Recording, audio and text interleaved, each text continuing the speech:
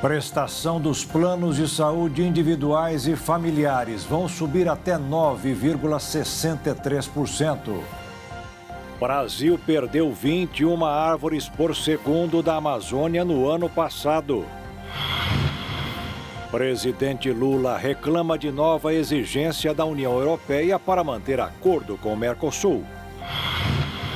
Ex-primeiro-ministro italiano Silvio Berlusconi morre aos 86 anos de idade.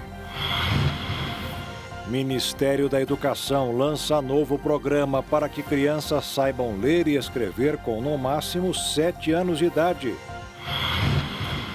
85% dos brasileiros ainda têm preconceito em relação às mulheres. E no Dia dos Namorados, o exemplo de Dona Elisa e seu Valdemar, unidos há quase 50 anos pela Palavra de Deus. Agora, no Jornal das 22.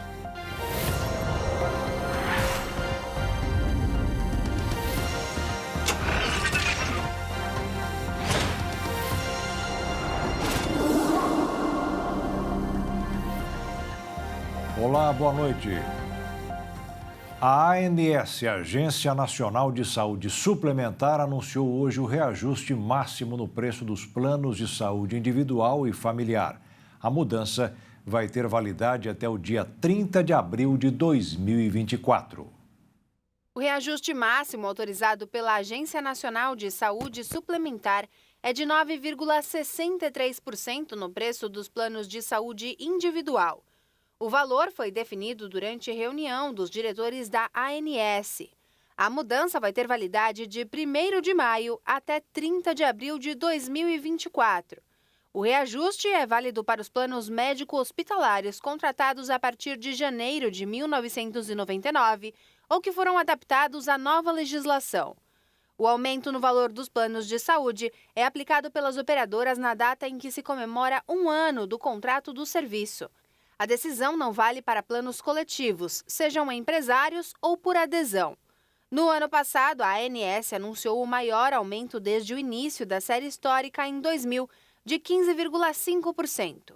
O reajuste anual é calculado com base nas variações das despesas com atendimento aos beneficiários, intensidade de utilização dos planos pelos clientes e inflação medida pelo Índice de Preços ao Consumidor Amplo.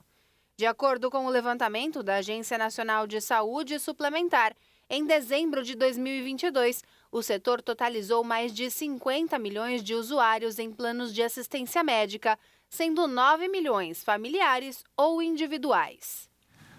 O Ministério da Saúde liberou mais 200 milhões de reais para diminuir as filas de espera por cirurgias no SUS. O dinheiro será para atender 3 estados que ainda não haviam recebido nada do Programa Nacional: São Paulo, Rio de Janeiro e Mato Grosso do Sul. E alguns bancos do país estão alterando a data de fechamento da fatura do cartão de crédito. A prática identificada por clientes pode levar o consumidor ao endividamento. De acordo com o Instituto de Defesa do Consumidor, IDEC, a medida não é ilegal, já que não há uma regra sobre o dia exato do fechamento da fatura do cartão.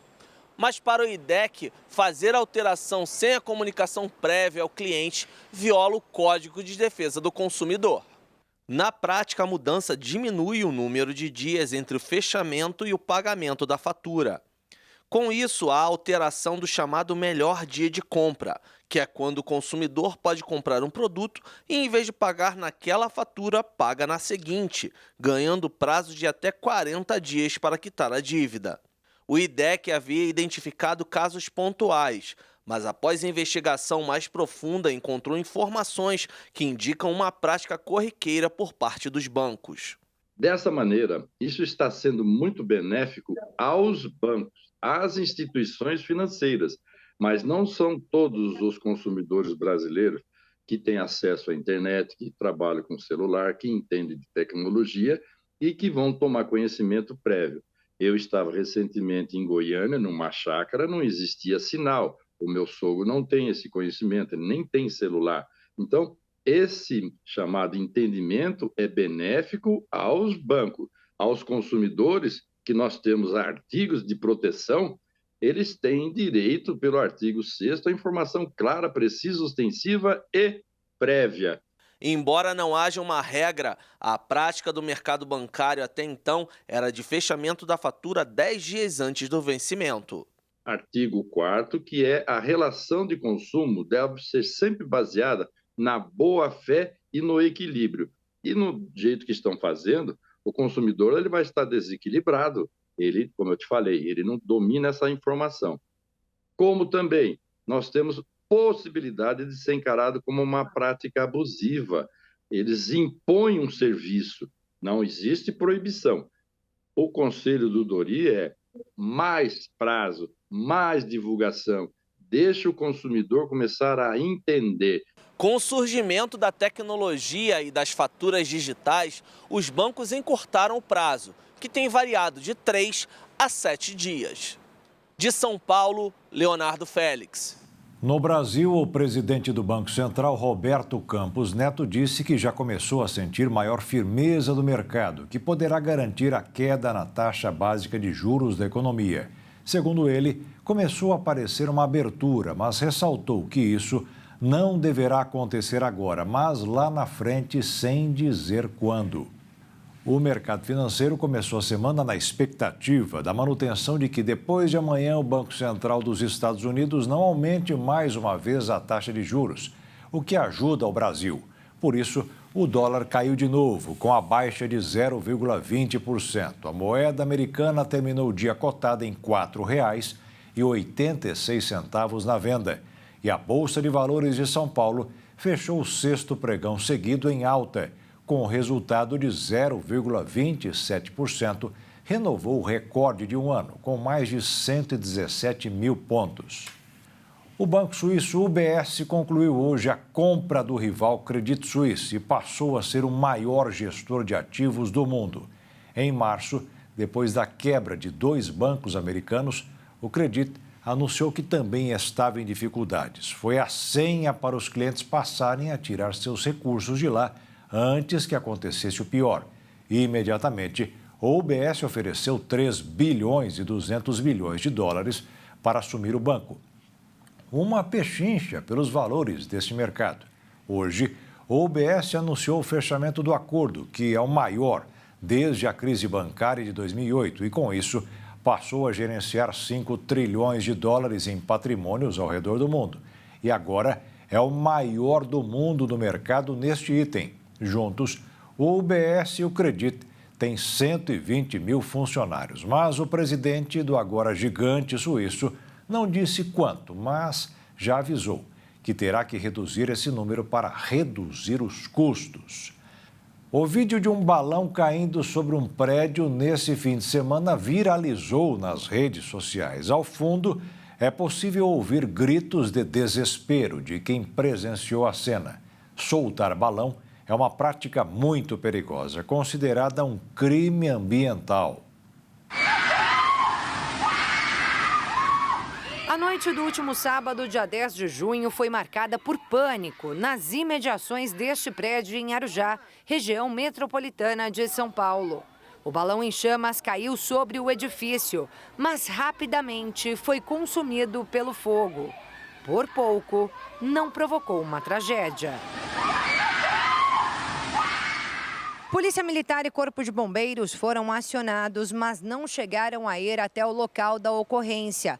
O próprio solicitante cancelou o chamado, já que o prédio não chegou a pegar fogo e não houve nenhum ferido.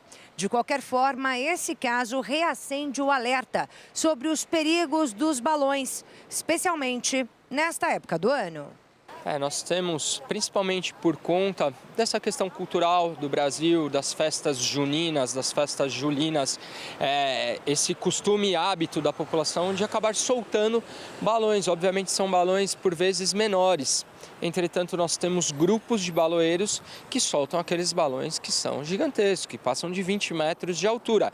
E esses são os principais causadores das catástrofes relacionadas à queda dos balões. Por isso, o problema ocorre ao longo de todo o ano. E em 2023, já bateu o recorde, antes mesmo do início das celebrações do mês de junho. O CENIPA, Centro de Investigação e Prevenção de Acidentes Aeronáuticos, registrou 436 ocorrências com balões entre janeiro e maio, só em áreas próximas de aeroportos brasileiros.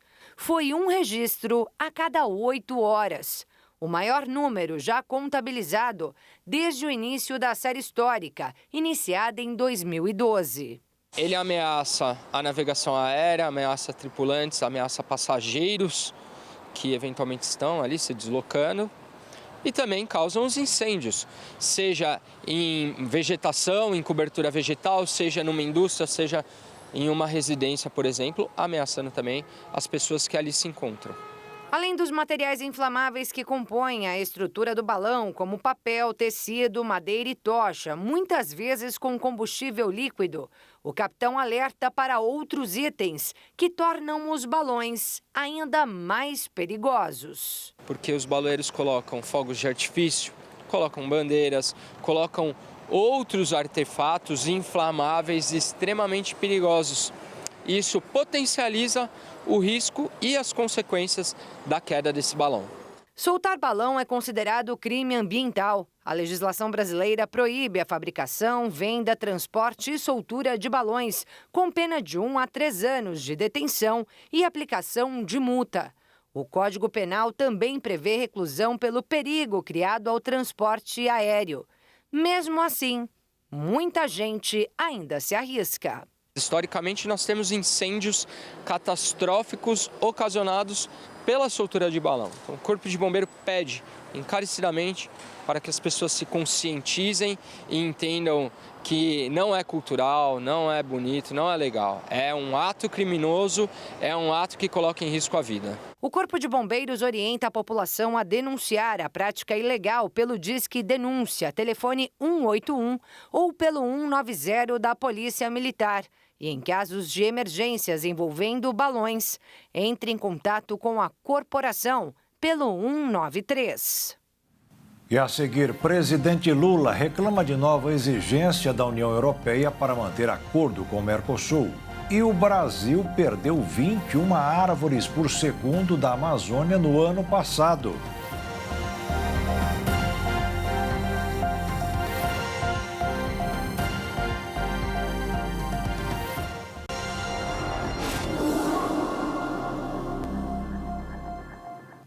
O presidente Lula reclamou hoje da medida que a União Europeia acrescentou para um eventual acordo com o Mercosul.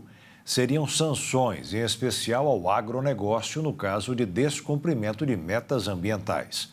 Na reunião com a representante do Bloco Europeu que veio a Brasília, Lula recebeu a promessa de novos recursos ao Fundo Amazônia. A reunião com a presidente da Comissão Europeia, Ursula von der Leyen, foi realizada no Palácio do Planalto nesta segunda-feira. Lula e Ursula von der Leyen discutiram o acordo comercial entre Mercosul e União Europeia. O acordo consiste em zerar impostos sobre a exportação de produtos do Mercosul para a União Europeia, o que pode gerar oportunidades de negócios na ordem de 100 bilhões de dólares em até 4 anos. Os dados da Apex, Agência Brasileira de Promoção de Exportações e Investimentos, apontam ainda que, quando o acordo passar a vigorar, criará a maior área de comércio preferencial do mundo, com um PIB de até 20 trilhões de reais. O acordo entre Mercosul e União Europeia poderá abarcar 1/4 da economia global e atender mais de 770 milhões de consumidores no mundo, segundo a Apex. Mas alguns detalhes deste acordo, assinado em 2019, depois de 2 décadas de negociação, ainda precisam ser resolvidos pelos países participantes. Depois da reunião com Ursula von der Leyen, o presidente da República, Luiz Inácio Lula da Silva, se mostrou preocupado com algumas exigências ambientais feitas pelos países europeus. Já von der Leyen disse que está na hora do Brasil assinar o acordo e afirmou que espera concluir a negociação até o final deste ano. Expus à presidente von der Leyen as preocupações do Brasil com um instrumento adicional ao acordo apresentado pela União Europeia em março deste ano, que amplia as obrigações do Brasil e as torna objeto de sanções em caso de descumprimento. A premissa que deve existir entre parceiros estratégicos é a da confiança mútua e não de desconfiança e sanções. Em paralelo, a União Europeia aprovou leis próprias com efeitos extraterritoriais e que modificam o equilíbrio do acordo. Essas iniciativas representam restrições potenciais às exportações agrícolas e industriais do Brasil. Reiterei o desejo de meu governo de construir uma agenda bilateral positiva. Com a cooperação ativa, podemos abrir horizontes benéficos em diversas áreas. O caminho deve ser a formação de parcerias para o desenvolvimento sustentável. Ambos acreditamos que é chegada a hora de concluir o acordo União Europeia-Mercosul. Nós temos a ambição, ambos, de terminá-lo o quanto antes, o mais tardar até o final do ano.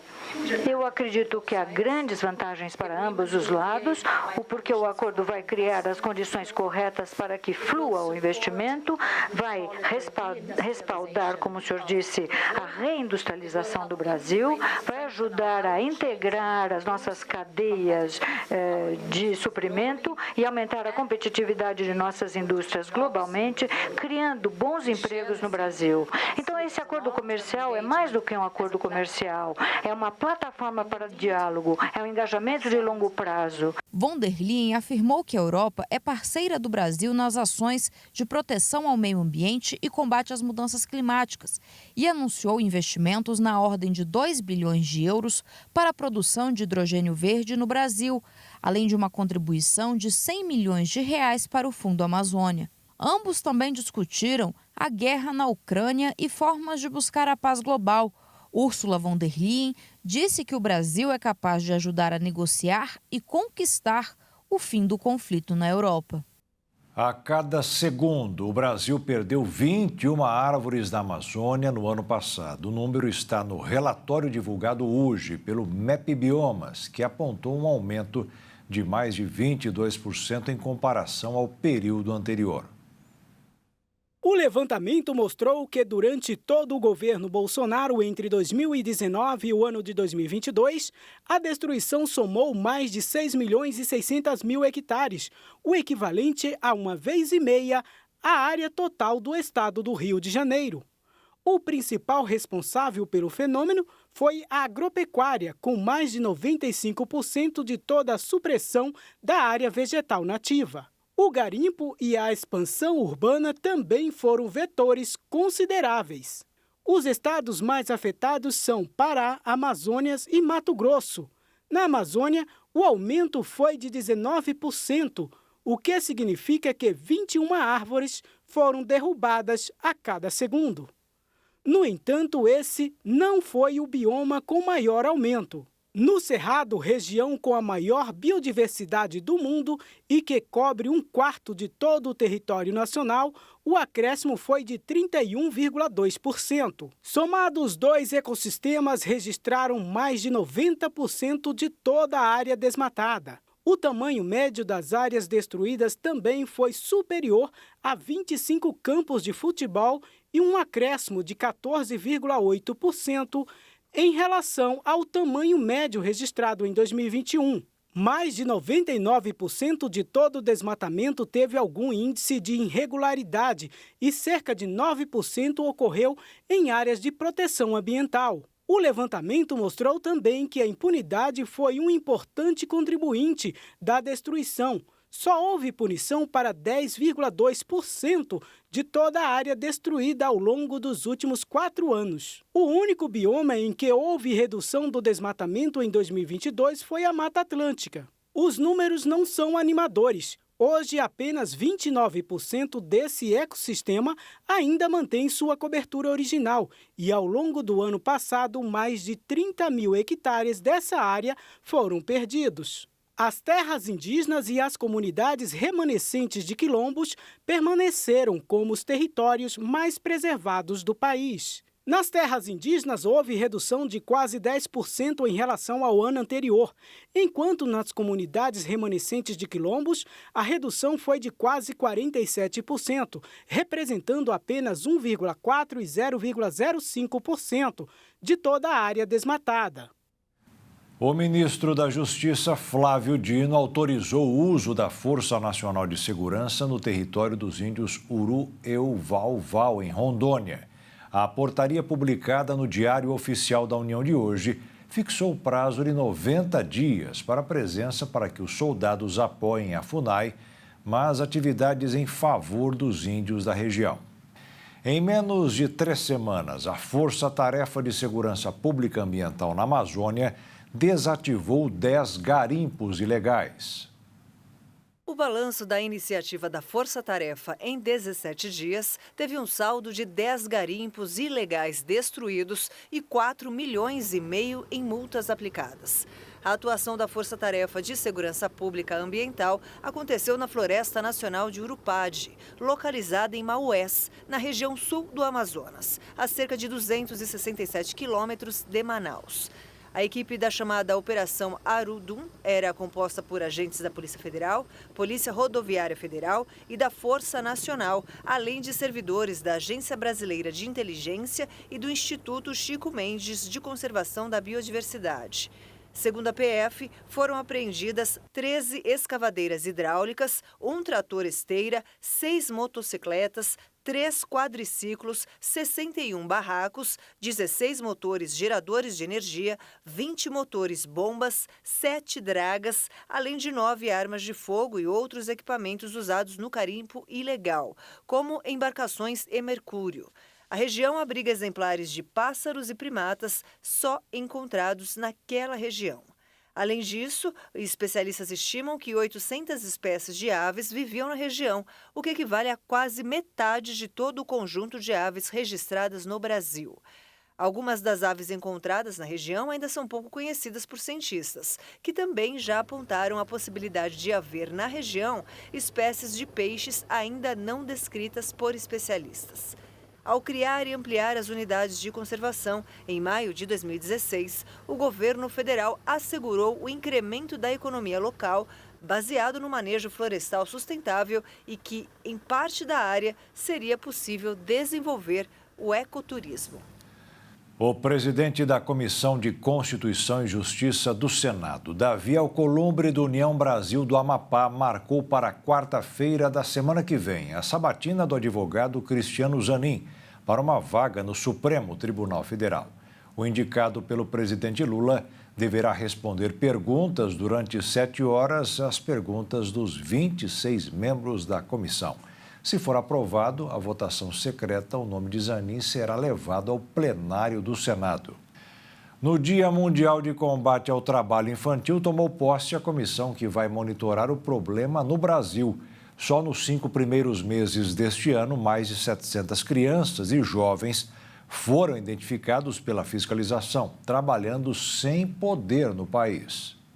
O grupo inclui representantes do governo federal, trabalhadores, empregadores, sociedade civil, sistema de justiça e, neste ano, a comissão também volta a receber integrantes de organismos internacionais. Durante a solenidade, também foi lançado o manual de perguntas e respostas sobre o trabalho infantil e proteção ao adolescente trabalhador. Em discurso no evento, o ministro dos Direitos Humanos e Cidadania, Silvio Almeida, disse que o principal objetivo da comissão agora é recuperar as políticas públicas para acabar com o trabalho infantil no país. Nós ainda estamos num processo de institucionalização dos sistemas de proteção, de prevenção de toda forma de violência, dentre as quais o trabalho infantil contra crianças e adolescentes no Brasil.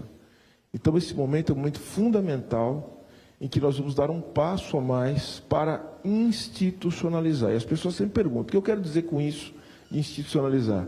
Eu quero dizer que seja algo que não dependa apenas da boa vontade das pessoas que estão aqui, que seja parte de uma dinâmica de funcionamento do Estado brasileiro, não apenas do governo brasileiro, que possa proteger a infância e a adolescência contra as violências que são, eu diria que são tradicionais no Brasil e que envolvem crianças e adolescentes. A ideia é conscientizar a sociedade sobre essa grave violação dos direitos humanos. Hoje são quase 170 milhões de crianças vítimas de trabalho infantil no mundo Isso segundo o Fundo das Nações Unidas para a Infância. No Brasil, cerca de 1.800.000 crianças e adolescentes estavam em situação de trabalho infantil em 2019, sendo 440.000 na agricultura familiar e mais de 283.000 meninas em trabalho doméstico. Além disso, são mais de 700.000 vítimas desse tipo de trabalho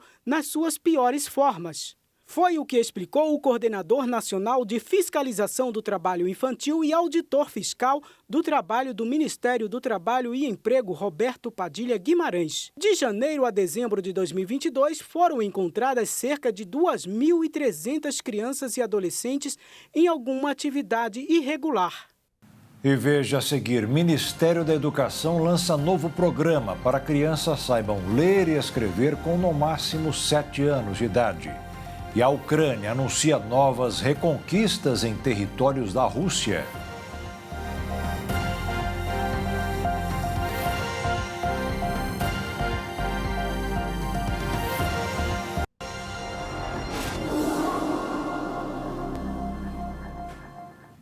Depois de diversos estudos e levantamentos sobre a situação crítica em que a educação básica nacional se encontra, o governo tem tentado, de alguma forma, melhorar essa situação. Assim, o Ministério da Educação lançou uma iniciativa de alfabetização que mira incentivos com premiações. A importância da educação básica, que inclui também a alfabetização, é um passo extremamente digno para a vida. Isso porque a habilidade de saber ler e escrever pode mudar o futuro de uma criança e é um dos primeiros passos para que ela possa ter um desenvolvimento pleno e saudável, além de ser essencial para novas oportunidades ao longo da vida, seja no âmbito cultural, de lazer e até mesmo no mercado de trabalho. Mas, no Brasil, a situação da educação se encontra com dificuldades. Avaliações feitas em 2021 mostram que 56,4% das crianças de 7 anos no Brasil não estavam alfabetizadas. Situações como essa influenciam também a evasão escolar, além da falta de incentivos para o estudo. Dessa forma, o Ministério da Educação lançou uma política de alfabetização para que as crianças saibam ler e escrever, no máximo, até os 7 anos de idade. O programa terá o investimento de R$ 3 bilhões, sendo 1 bilhão em 2023 e 2 bilhões nos outros anos. Além disso, o projeto pretende ajudar estados e municípios a elaborar programas para formar professores alfabetizadores, elaborar materiais didáticos e para criar políticas locais de alfabetização. O ministro da Educação, Camilo Santana, reforçou os valores do projeto e a importância do programa para a juventude. Nós temos aqui uma ambição e um dever com essas crianças nesse país. Quando uma criança consegue se alfabetizar na idade certa, diminui a evasão. Quando a criança não se alfabetiza na idade certa, aumenta a evasão, ao contrário, aumenta a evasão, aumenta o abandono, aumenta a reprovação. Portanto, apenas hoje 64% das crianças que entram no ensino fundamental, gente, terminam o ensino médio. Nós estamos perdendo crianças e jovens nesse país. Portanto, garantir a alfabetização é garantir, primeiro, qualidade e esperança para essa meninada e para essa juventude brasileira. Sendo assim, a ideia geral do programa é a de juntar esforços do governo federal, dos estados e dos municípios, conjuntamente, para enfrentar a questão da alfabetização, o regime de colaboração. Além do apoio do MEC, os estados que aderirem aos compromissos terão de auxiliar seus municípios em políticas voltadas à alfabetização. Esse caráter é elogiado pelos especialistas, já que os municípios precisam de ajuda financeira e técnica para políticas públicas. Essa é uma tentativa de fazer com que os centros educacionais brasileiros retornem aos patamares de importância anteriores e que as crianças tenham uma educação digna e de qualidade. O ministro Dias Toffoli do Supremo Tribunal Federal enviou para a primeira instância uma ação penal contra o ex-presidente Jair Bolsonaro pela suposta prática de injúria contra a deputada Maria do Rosário do PT do Rio Grande do Sul. O caso, que passa a tramitar na Justiça do Distrito Federal, é referente às declarações feitas por Bolsonaro em 2014. Na ocasião, ele afirmou que a deputada não merecia sofrer um abuso sexual por ser muito feia e que ela não fazia o seu tipo. A ação foi suspensa em 2019, quando ele assumiu a presidência. Mas agora, com o fim do foro privilegiado, o processo pôde ser retomado. Com a chegada da idade, alguns problemas de saúde surgem quase que de maneira natural no corpo dos humanos. Mas uma doença tem chamado a atenção: a osteoporose masculina. Cerca de 25% das fraturas relacionadas a essa doença atingem os homens.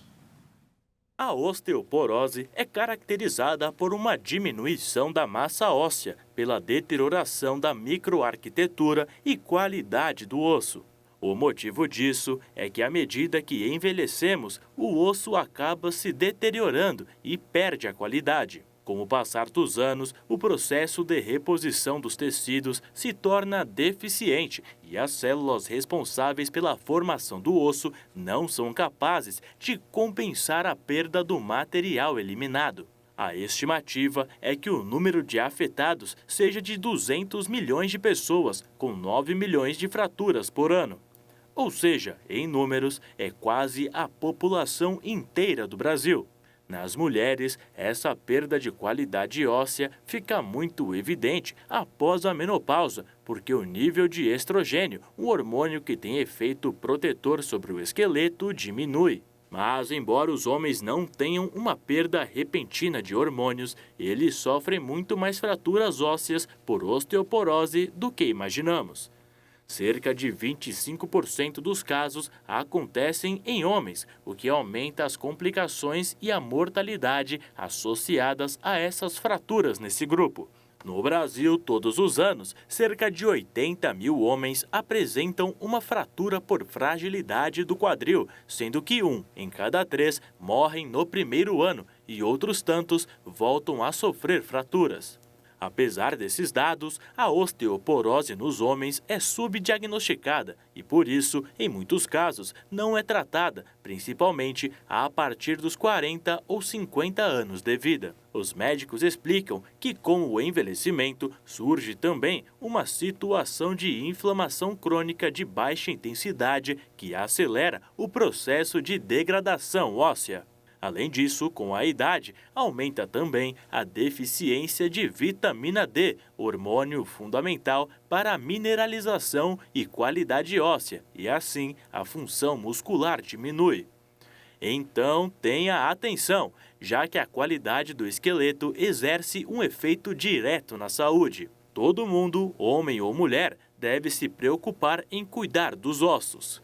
Uma forma de cuidar é se manter ativo, adotando uma alimentação variada rica em cálcio e evitando o consumo de álcool e de tabaco. Esses são fatores essenciais para uma boa qualidade de vida e extensão da vivência. O governador de São Paulo, Tarcísio de Freitas, do Republicano, sancionou hoje aumentos salariais para as polícias civil, militar e científica do Estado. Os percentuais variam de 13% a 37% e vão custar 2,5 bilhões de reais para o Estado esse ano. Serão beneficiados 100 mil servidores ativos e aposentados. Os policiais civis reclamaram que os militares, em média, vão ganhar mais.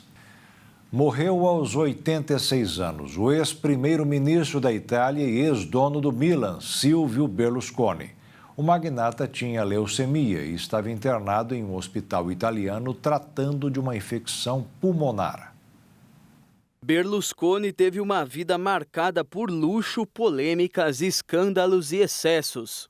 Nascido na cidade de Milão, na Itália, em 1936, Berlusconi construiu um grande império de mídia na década de 70 através da Fininvest, sociedade matriz da rede de televisão Mediaset. Através dos canais de televisão, Berlusconi conseguiu bater de frente com a RAI, TV estatal italiana que mantinha um monopólio no país. Berlusconi também ficou conhecido pela sua longevidade política na Itália, o ultradireitista tinha fãs, assim como o presidente russo Vladimir Putin. Ele foi o fundador do partido Força Itália e ocupou o cargo de primeiro-ministro italiano por 3 mandatos.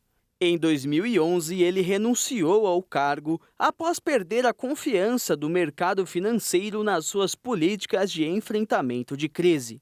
Durante toda a sua trajetória política, esteve no centro de uma série de investigações e julgamentos. Foram 35 processos criminais, mas obteve apenas uma condenação definitiva. Fora da política, Berlusconi também foi um dos maiores mandatários da história de um clube de futebol. Na década de 80, o magnata comprou o Milan, tradicional clube de futebol italiano, com a missão de reerguer o clube que havia sido rebaixado 2 vezes na década. Durante os 31 anos em que foi proprietário do clube, Berlusconi realizou investimentos bilionários, que consolidaram o Milan como um dos maiores clubes de futebol do mundo. Ao todo, foram 29 títulos conquistados, entre eles 5 Liga dos Campeões da Europa, 8 campeonatos italianos e 1 Mundial de Clubes. Em 2017, Berlusconi vendeu o Milan para um fundo de investimento chinês por cerca de 740 milhões de euros e deixou a presidência rossonera. No ano seguinte, o empresário comprou o Monza. O clube estava na 3ª divisão do futebol italiano até alcançar a Série A na temporada passada. Através das redes sociais, diversos jogadores brasileiros que tiveram passagem vitoriosa pelo Milan, como Kaká, Ronaldo Fenômeno e Alexandre Pato, lamentaram a morte do ex-mandatário. Fora das 4 linhas, Berlusconi sempre teve uma vida matrimonial conturbada, marcada por escândalos, traições, luxúria, polêmicas, 2 casamentos oficiais e 1 casamento simbólico com sua última companheira, Marta Facina. Berlusconi deixou 5 filhos dos 2 primeiros casamentos e uma fortuna equivalente a mais de 33 bilhões de reais. A Ucrânia anunciou hoje que já reconquistou 4 áreas que estavam em poder dos russos. A contraofensiva do governo de Kiev começou na semana passada e não deverá parar tão cedo. A informação sobre o avanço das tropas ucranianas na região vieram a público após a divulgação de imagens aéreas registradas por drones que mostram soldados ucranianos em Storoshev, na região de Donetsk, no sudeste do país. Essa postura foi tomada pelas Forças Armadas do país para diminuir a margem de erro e garantir sucesso nas operações de reconquistas de território. Os pontos recém-recuperados pelos ucranianos estão situados ao longo da linha de frente da batalha contra as tropas russas. Para os ucranianos, essa operação já é considerada um dos maiores avanços de tropas do país desde o início da guerra. Por outro lado, a Rússia não confirmou a perda dos 4 territórios e minimizou os resultados do avanço ucraniano. Ao contrário, segundo eles, até agora a tão falada contraofensiva tem se revelado um fracasso. As tropas de Moscou também divulgaram imagens de carros de combate destruídos. Segundo a mídia internacional, a Ucrânia reportou a perda de pelo menos 16 veículos blindados Bradley nos últimos dias, o que representa cerca de 15% do total de carros desse tipo enviados pelos Estados Unidos ao país.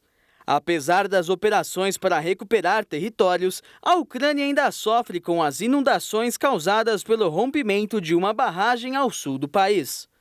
Segundo a administração militar da Ucrânia, nesta segunda-feira, os níveis de água na região de Kherson caíram para pouco mais de 3 metros em relação à média máxima de 5,5 metros, que foi registrado na última quinta-feira. E a seguir, 85% dos brasileiros ainda têm preconceito em relação às mulheres. E no Dia dos Namorados, o exemplo de Dona Elisa e seu Valdemar, unidos há quase 50 anos pela Palavra de Deus.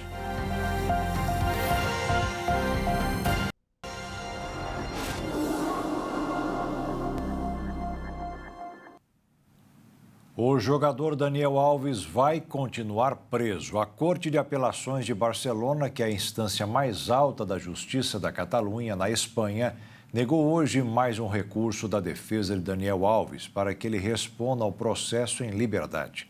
Ele está preso desde janeiro, acusado de abusar sexualmente de uma jovem de 23 anos. Ele nega. Como Daniel Alves ainda não é réu, os advogados argumentam que ele pode acompanhar a decisão sobre se ele irá ou não a julgamento em liberdade. Mas a juíza responsável pelo caso argumenta que existe um grande risco de ele fugir para o Brasil. Desde que foi criado o botão do pânico contra a violência nas escolas, a situação parece ter melhorado em quase todo o país. E agora, em Campo Grande, o mecanismo foi ampliado. O dia foi de festa para os alunos da extensão da Escola Municipal Professor Antônio Lopes Lins, no Caiobá. A nona escola a receber revitalização este ano. É o projeto onde nós estamos revitalizando 206 escolas simultaneamente e já entregando num prazo recorde para a população de Campo Grande. Neste prédio são 420 alunos de 4 e 5 anos, que agora contam com um pátio coberto e outras melhorias. A revitalização da parte elétrica, hidráulica, pintura e melhorando os ambientes onde as nossas crianças têm o ambiente de aprendizagem. A Prefeitura anunciou também a implantação do botão do pânico por meio do aplicativo Educação Mais Segura, que é interligado à Guarda Civil Metropolitana. Depois de acionado, o tempo de resposta é em média de 3 minutos. Os servidores da educação e da segurança estão sendo capacitados para a utilização e cadastro no aplicativo. Quem vai ter acesso a esse aplicativo são todos os servidores da Guarda Civil Metropolitana, né? Inclusive desde chefia, inclusive eu também vou ter acesso. Por que isso? Porque você tem um controle maior, um acionamento maior de uma rede, não só uma viatura local. Mas sim, porque caso aconteça algum problema com o sinal, que nós sabemos que pode ocorrer, questão de celular, de internet, então nós não deixamos direcionado somente para uma viatura, mas sim para toda a rede da Guarda Civil Metropolitana. A prefeita colocou o aplicativo à disposição das escolas particulares. Ficamos aí um mês testando o aplicativo e agora nós estamos doando o aplicativo Educação Mais Segura para as escolas particulares de Campo Grande, para os outros municípios do estado e através da Frente Nacional de Prefeitos também vamos doar esse aplicativo em rede nacional para que a cidade e a Secretaria de Educação que quiser também tem essa disponibilidade de ter. A gente pode autorizar para que outras pessoas possam baixar esse aplicativo e a autorização ser feita para com a Guarda. Então a Guarda teria esse monitoramento com as escolas particulares ou outras secretarias que tiverem interesse. Uma pesquisa da Associação Mundial de Editores de Notícias mostrou que quase a metade das redações jornalísticas feitas pelo mundo contam com a ajuda de diferentes inteligências artificiais. Mais de 100 repórteres e editores foram ouvidos e 49% deles afirmaram que usam ferramentas como o ChatGPT. A inteligência é utilizada principalmente na criação de textos, pesquisas e na correção gramatical. E quem ainda não usa, afirmou que vai usar no futuro. Mesmo com um número elevado de profissionais que adotaram a novidade, 85% deles estão preocupados com possíveis erros de informação e com a baixa qualidade no conteúdo. O medo do desemprego também não ficou para trás. Quase 40% das pessoas temem ser substituídas pelas novas tecnologias. 85% dos brasileiros ainda têm preconceito em relação às mulheres e a porcentagem é maior quando a ONU mediu esse tipo de comportamento no mundo inteiro. Um levantamento realizado pelo Programa das Nações Unidas para o Desenvolvimento mostra que o sexismo, ou seja, um conjunto de preconceitos e discriminações que se baseiam no sexo e é extremamente prejudicial e chega até mesmo a legitimar atos de violência, tanto física quanto psicológica. Mas esse sexismo não é só dos homens contra as mulheres. Em alguns casos, acontecem até mesmo entre elas. Para a fundamentação do estudo, foram analisados 4 tópicos, sendo eles a integridade física, a parte educacional, política e econômica. A partir disso, saíram os dados que preocuparam demais as autoridades.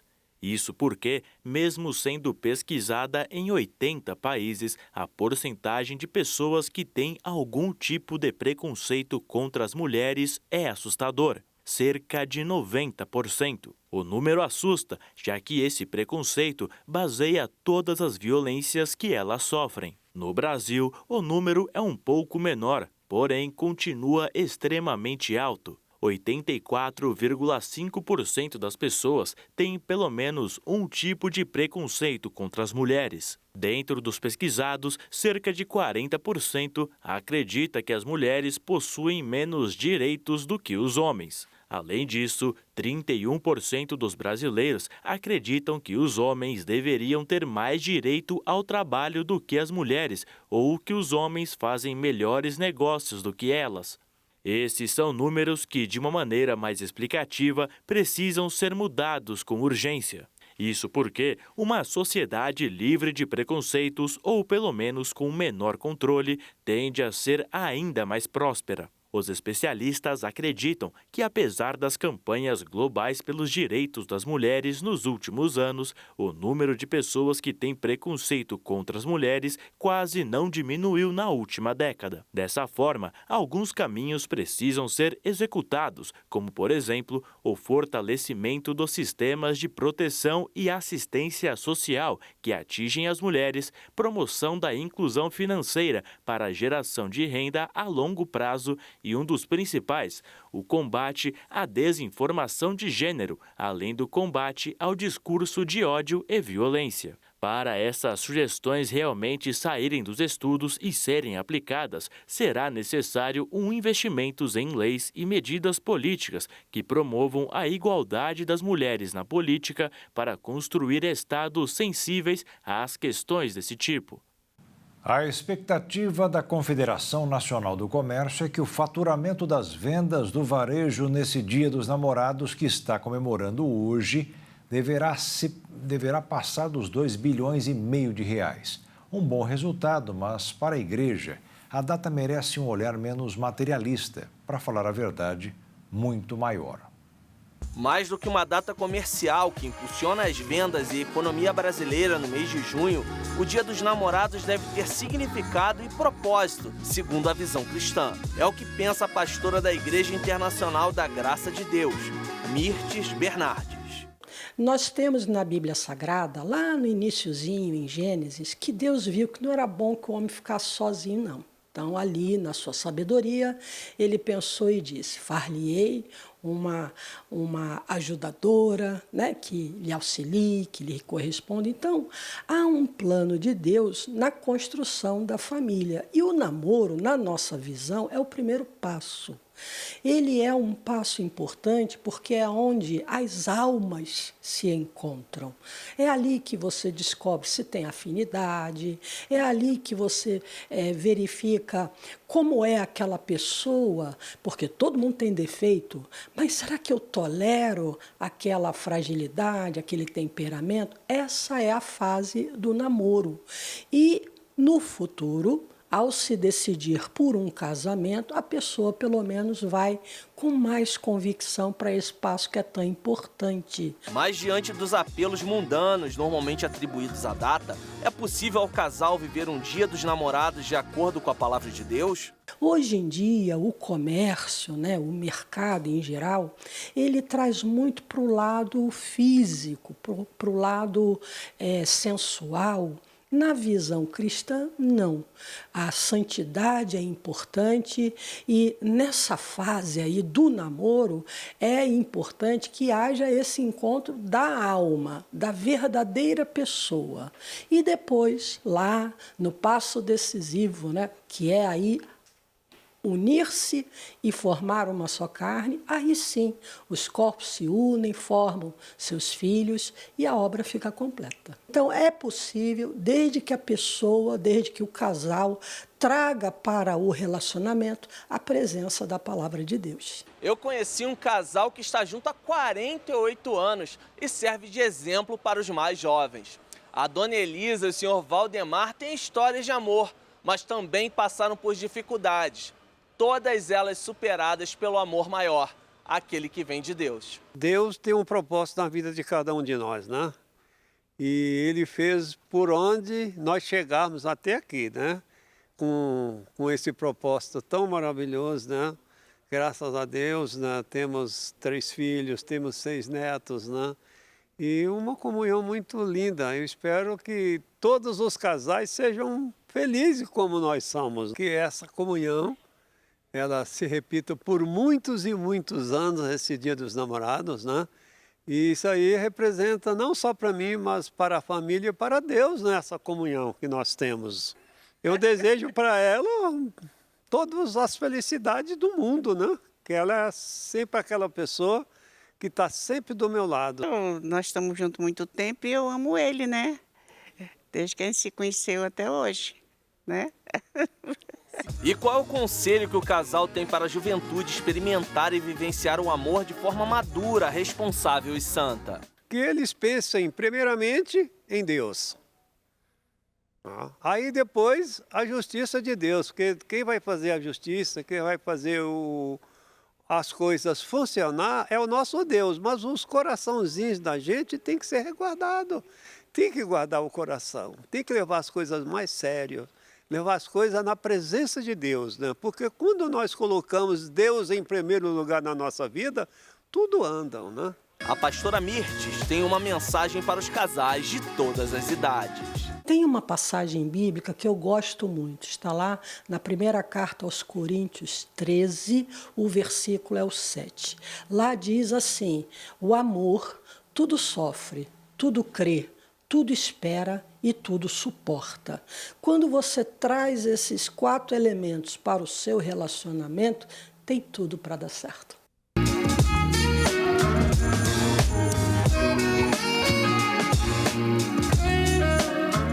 E o Jornal das 22 termina aqui. Obrigado pela sua audiência, uma boa noite e fique na paz. Tchau.